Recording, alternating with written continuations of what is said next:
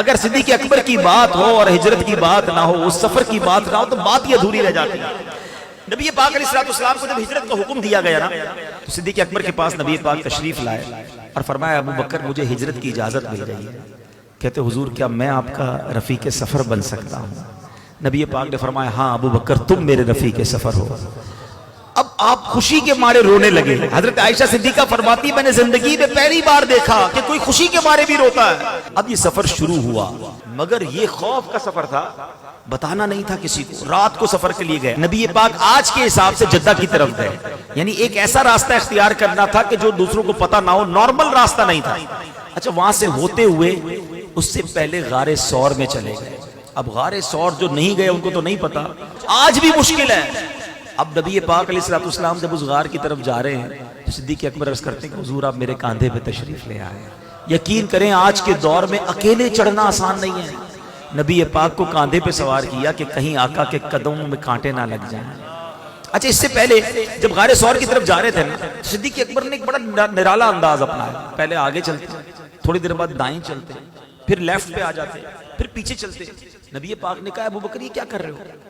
کہتے حضور جب مجھے خیال آتا ہے کہ دشمن آگے سے حملہ کر دے گا میں آگے آ جاتا ہوں، جب یہ خیال آتا ہے دشمن پیچھے سے حملہ کرے گا حضور میں پیچھے آ جاتا ہوں، جب دائیں طرف دشمن کا خیال آتا ہے حضور میں دائیں طرف آ جاتا ہوں۔ کہا کہ اے ابو بکر تمہارا خیال یہ ہے کہ دشمن جب مجھ پر حملہ کرے تو تمہیں تکلیف ہو مجھے نہ ہو؟ کہ واللہ حضور میری یہی خواہش ہے کہ آپ پر کسی طرف سے بھی حملہ ہو تو پہلے ابو بکر اس کو سہے۔ اللہ اکبر۔ نبی پاک نے ابو بکر صدیق کے لیے جنت کی دعا فرمائی۔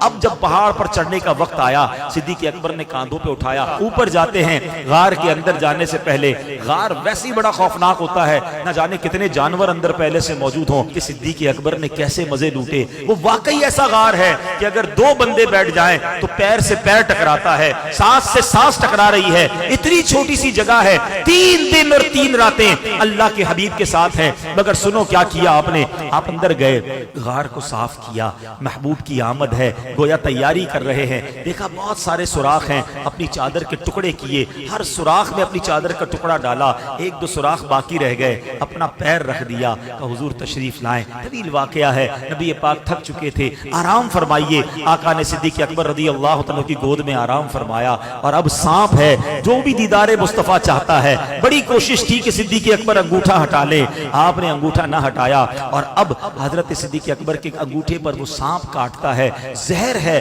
اب سوال یہ ہے صدیق اکبر سے بڑا مفتی کون ہوگا؟ فتویٰ یہ ہے کہ جان بچانا فرض ہے۔ صدیق اکبر نبی پاک کو عرض کر سکتے تھے کہ حضور سانپ نے کاٹ لیا ہے، آپ تھوڑی دیر کے لیے بیدار ہو جائیں تاکہ کچھ علاج کر لیا جائے۔ آپ کے عشق نے گوارا نہ کیا، عشق کہتا ہے جان جاتی ہے تو چلی جائے، نبی پاک کے آرام میں خلل نہیں آنا چاہیے۔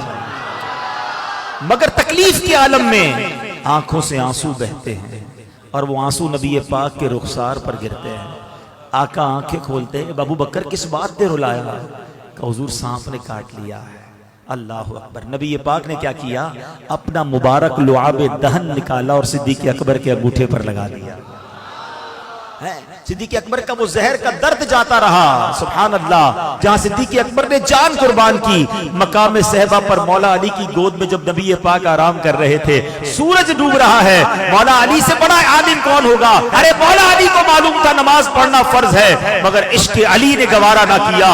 نماز جاتی ہے تو جائے، محبوب کے آرام میں خلل نہیں پڑنا چاہیے۔ پیارے آقا کی آنکھ کھلی، چہرہ افسردہ ہے۔ اے علی کیوں افسردہ ہو؟ عرض کرتے حضور جب سے ایمان لایا ہوں علی کی کوئی نماز قضا نہیں ہوئی۔ حضور آج سورج ڈوب گیا ہے، عصر قضا ہو گئی ہے۔ اللہ کے حبیب نے ہاتھ اٹھائے، ہاتھ کیا اٹھنے تھے، سورج کو واپس پلٹا دیا۔ پھر عصر کا وقت آتا ہے، پھر مولا علی نماز پڑھتے ہیں۔ یہ 2 عظیم واقعات ہیں، 2 سب سے بڑے ہم کہہ سکتے مفتیوں کے واقعات ہیں۔ اعلیٰ حضرت کا قلم کیسے خاموش رہ سکتا ہے؟ اعلیٰ حضرت سے سوال ہوا کہ حضور ذرا یہ بتائیے، جان بچانا فرض، کتابوں میں تو یہ لکھا ہے، نماز پڑھنا فرض، سب سے اولین فرض۔ یہ دونوں نے کیا کیا؟ ایک نے جان خطرے میں ڈال دی، ایک نے نماز جانے دی۔ اچھا یہاں ان لوگوں کے لیے بھی جواب ہے جو کہتے بتاؤ کدھر لکھا ہے، ہاں حوالہ پیش کرو۔ او اللہ کے بندو، عشق کی باتیں دلوں میں لکھی جاتی ہیں، कौन सी किताब में लिखा था कि अबू बकर सिद्दीक जान ना बचाते? किधर मसला लिखा था कि मौला अली नमाज कज़ा करते? इन दोनों ने फैसला किया कि इश्क का काम यह है कि नबी पाक की इताअत जरूरी है। आला हजरत अपने 4 शेर में मसला ही हल कर देते हैं। आप फरमाते हैं मौला अली ने वारी तेरी नींद पर नमाज। और नमाज भी कौन सी? असर को सबसे खतर वाली अहम नमाज कहा गया।